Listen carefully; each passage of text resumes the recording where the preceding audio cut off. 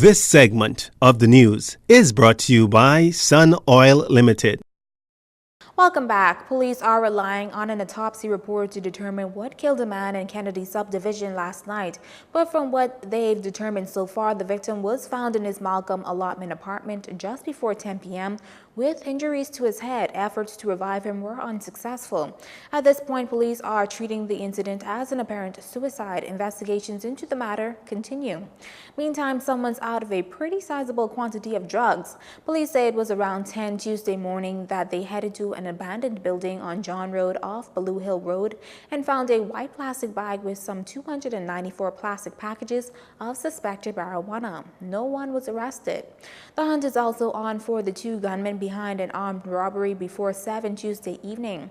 At the time, 4 men were walking in the area of Lucayan Circle, Marathon Estates when they were robbed of cash, jewelry, and other items. The suspects reportedly made off in a white Honda Civic. Meantime, a disproportionate picture painted of government agencies whereby the top layer of executive management is poorly staffed, leaving the middle layer of senior managers a little better off.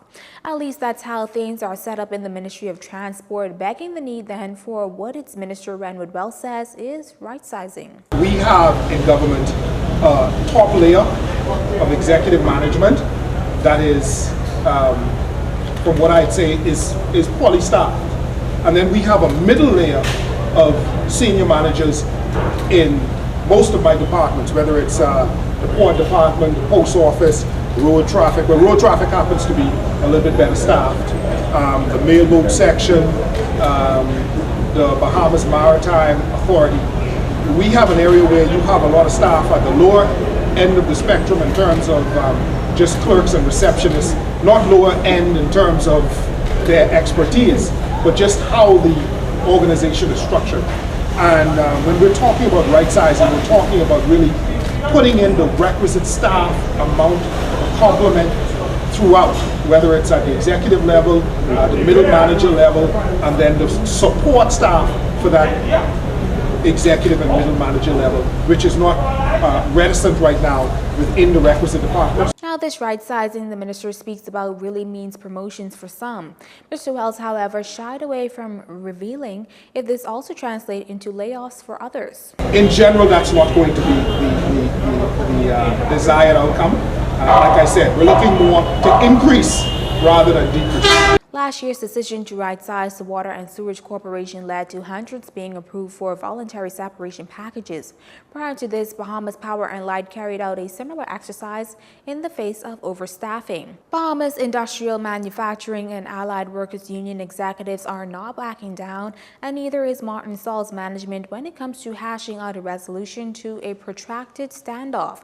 And this is exactly what concerns Labor Minister Dion Folks. There have been several conciliation meetings here in New Providence, down to the Department of Labor. We've settled all the articles in the new industrial agreement except the economic issues relating to increase in salary and a proposed increase for their health insurance. The minister called on the two sides to come to some amicable resolution. After all, Inagua's livelihood depends on it. We cannot force a settlement in any labor dispute. What we can do as a government, and from the Ministry of Labor point of view, and the Department of Labor, is to encourage both sides to sit down and talk, and to give a little bit, both sides, so that we can settle it. What we do not want is any disruption in terms of the operation of the plant there. That's not good for the workers, and it's not good for the owners of water and soil. The BIMAWU has, up to this point, held off on taking strike action. Meantime, the Rotary Club of Southeast Nassau and the Ministry of Education's guidance counselors in the public school system have teamed up to introduce Bahamas Peers Empowering Peers Program, or BiPAP, into all schools across the country. It's a student-peer mediation training focused on increasing peace in schools, promoting conflict resolution strategies via selected students. Co-chair of the Road to Peace, Rotarian Stanford Charlton, says his club's involvement was driven by a desire to get off the sidelines and assist with reducing crime in the country. In 2016, I approached this peer mediation and what is involved, and we invited her to have a peer mediation counseling session with some high school students. She held it at the Ministry of Education headquarters for a full day, And it went so well, we had other schools asking how can we get that done in our school. So from there, we also did a training session for Rotarians, train the trainers. And at that time, it was 2017, we said, hey, we need to do more. We asked Anna if she could look at preparing a module peer mediation module to launch a wider school business. And I think in 2017, 2018, she came up with a peer mediation module.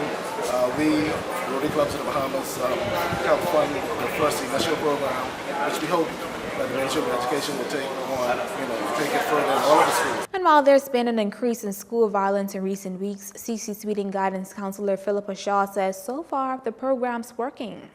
What we are doing is when we chose the peer mediators, and so we meet with them once a week, and we have cases that come from teachers or from the students themselves, and therefore the student mediator will be mediating in our presence the conflict that's going on with the two students. And I'm very, very thankful that this program is coming to the schools, definitely for Rotary's assistance, helping to support it. And this will really help us to reduce the violence in schools and also make students more responsible for their own behavior and decisions in schools. And it is making a difference already, and we hope to have more peer mediators coming. Guidance counselors at CCHO Nash and TG Glover, where the program has been implemented, all have a common goal. We have watched students through the peer mediation learn how to mediate conflicts. We work with them on a weekly basis so they're able to listen to cases and help students to understand how to maneuver different conflicts that may arise within the environment. Moving forward, our goal is to help students not only be aware, but to be comfortable with themselves and their ability to change their environments and to make good judgment when it comes to mediating things in their environment. CC Sweeting has been very active in this role. We're working towards an anti-violence and peace and views day where we'll allow students to tap into their true selves and to facilitate them. Settling disputes between other students, and they've been doing a pretty good job of it so far, and sometimes they look for situations where they can get other students to settle whatever differences they have. And of course the training continues. We have seen positive change as a result of the program, and we are again looking forward to the program being implemented across the nation, school-wide and other schools as well. Because we're dealing with primary school students, we will be doing some additional training so they fully get the whole hang of the peer mediation process. As they're the little ones, they require a little more TLC.